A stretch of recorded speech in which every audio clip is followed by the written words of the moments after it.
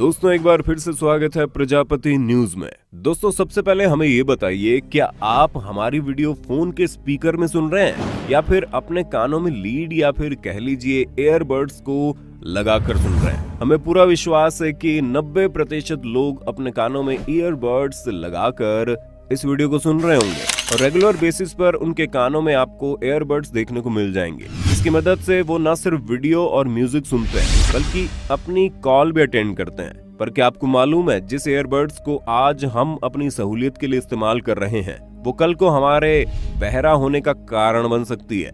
सिर्फ इतना ही नहीं दोस्तों, इसका असर आपके दिमाग पर भी पड़ता है। हमें मालूम है हमारी बातें सुनकर आपको अजीब जरूर लग रहा होगा, पर दोस्तों मेरे यानी अपने दोस्त विशाल प्रजापति के साथ वीडियो के एंड तक बने रहना, क्योंकि इस वीडियो को देखने के बाद शायद आप अपने कानों में कभी भी ईयरबड्स लगाएंगे ही नहीं। लेकिन हाँ, वीडियो शुरू करने से पहले एक छोटी सी रिक्वेस्ट है। वीडियो के नीचे रेड कलर का सब्सक्राइब बटन दिख रहा होगा, उस पर क्लिक करके सब्सक्राइब कर लें और साइड में बेल आइकॉन भी दिख रहा होगा, उस पर भी क्लिक कर लें ताकि आपको वीडियो मिले सबसे पहले।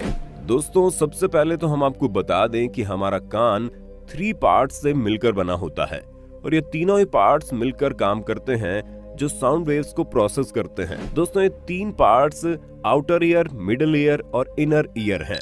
जो हमारा इनर ईयर होता है उसे हम कॉक्लिया भी कहते हैं। ये एक फ्लूइड फिल्ड स्ट्रक्चर होता है जिसके अंदर छोटे छोटे हेयर सेल्स भी मौजूद होते हैं। ये जो सेल्स होते हैं ये हमारे दिमाग को साउंड मैसेज सेंड करने में मदद करते हैं। असल में जब कोई साउंड वेव्स हमारे कानों में प्रवेश करती है तो ये हमारे ईयर ड्रम्स में वाइब्रेशन क्रिएट करती है। ये जो वाइब्रेशन होती है ये हमारे मिडिल ईयर में मौजूद टिनी बोन्स से होते हुए हमारे कॉक्लिया में ट्रांसमिट हो जाती है। जैसा कि हमने आपको पहले भी बताया, ये एक प्रकार का फ्लूइड फिल्ड चैम्बर है जिसमें टिनी हेयर सेल्स भी प्रेजेंट होते हैं। अब जो हमारे कानों में से निकलने वाला वाइब्रेशन है ये इन छोटे छोटे हेयर सेल्स से पास हो जाता है। ये हेयर सेल्स इन वाइब्रेशन को इलेक्ट्रिकल इम्पल्सेस में कन्वर्ट करती है, जिनको फिर हमारे दिमाग की तरफ भेजा जाता है और इसी की मदद से हम सुनते हैं, क्योंकि जब ये हमारे दिमाग तक पहुंचती है तो दिमाग को समझ में आता है कि सामने वाला क्या कह रहा है।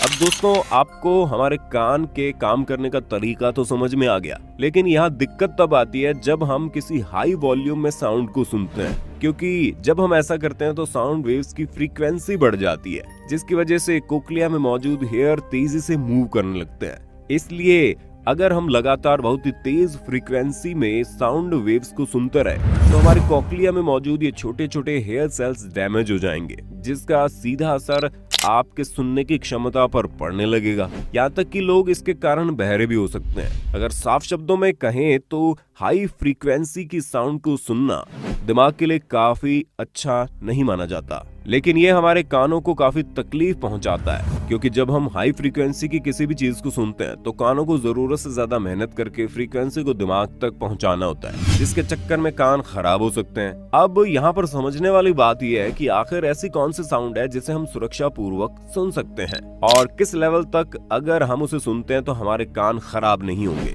तो दोस्तों सीधा सा जवाब है 70 dBA। ये एक मेजरमेंट होती है जिसकी मदद से साउंड वेव को मेजर किया जाता है, और अगर आप इस फ्रीक्वेंसी से ज्यादा सी साउंड सुनते हैं तो उसके लिए आपके कानों के इंटरनल पार्ट्स को जरूरत से ज्यादा मेहनत करनी पड़ेगी, जो कि आपको बहरा होने का सबक दे सकता है। और दोस्तों आप चिंता मत करो, क्योंकि 60/60 का रूल अगर आप अपनाते हैं तो आपके कानों को किसी भी किस्म का नुकसान नहीं पहुंचेगा। और आप ईयरबड्स का इस्तेमाल करते हो तो उस रूल के अकॉर्डिंग जब कभी भी आप अपने कानों में लीड या फिर ईयरबड्स को लगाएं तो इस बात का हमेशा ध्यान रखें कि उसका वॉल्यूम 60% से ज्यादा नहीं हो, यानी कि आपको जो मैक्सिमम वॉल्यूम है उसका आधा या फिर उससे हल्का सा 1 पॉइंट ज्यादा करके सुनना है। और अगर आप 60 मिनट के बाद अपने कानों से ईयरबड को हटाकर उन्हें रिलैक्सेशन देंगे तो ये रूल बिल्कुल सही से काम करेगा। यानी पहले तो आपको वॉल्यूम 60% रखनी है और फिर 60 मिनट बाद 10 से 15 मिनट तक अपने कानों को रिलैक्सेशन देना है। आपको ऐसा करने से न सिर्फ आपकी आदतें बदलेंगी बल्कि आपके कान को भी किसी प्रकार की तकलीफ नहीं होगी। पर दोस्तों शायद आप ये नहीं जानते हैं कि जो ईयरबड्स होते हैं वो एक और तरीके से हमारे कानों को नुकसान पहुंचाते हैं, क्योंकि जब हम ईयरबड्स पहनते हैं तो जो हवा होती है वो हमारे कानों में प्रवेश नहीं कर पाती, जिसकी वजह से जो हमारा एयर कैनाल रहता है वो नम हो जाता है। ऐसे समय में बैक्टीरिया और फंगस होते हैं, वो हमारे कानों में पनपना शुरू हो जाते हैं क्योंकि उन्हें एक सहज एनवायरनमेंट मिल जाता है। और अगर ऐसा लगातार होता रहा तो इसकी वजह से कान में इन्फेक्शन होना शुरू हो जाएगा। और अगर आपको इन सारी चीजों से बचना है तो पहली बात, म्यूजिक को फोन या फिर अपने डिवाइस के ओरिजिनल स्पीकर से ही सुने। और अगर आप किसी अच्छी जगह पर है जहां पर आप ओरिजिनल स्पीकर से नहीं सुन सकते तो आप ईयरबड को जरूर लगाएं, लेकिन उसकी वॉल्यूम कम रखें ताकि आपको ये नुकसान न दे, ना ही आपके कानों को दे। पर ये चीज आप लगातार कई घंटों तक नहीं कर सकते। हर एक घंटे बाद आपको अपने कानों को रिलैक्सेशन देना बहुत जरूरी है। दोस्तों, आप शरीर को एक मशीन के रूप में देख सकते हैं।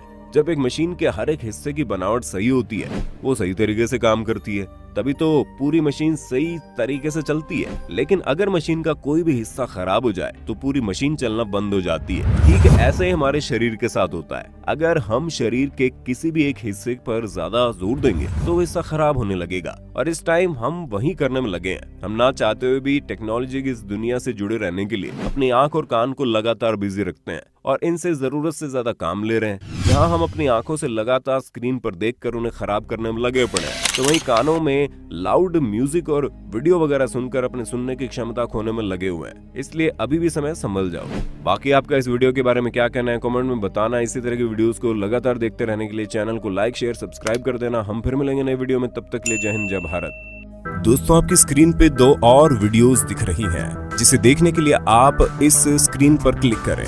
दोनों देखिएगा, बहुत अच्छी वीडियो बनी है।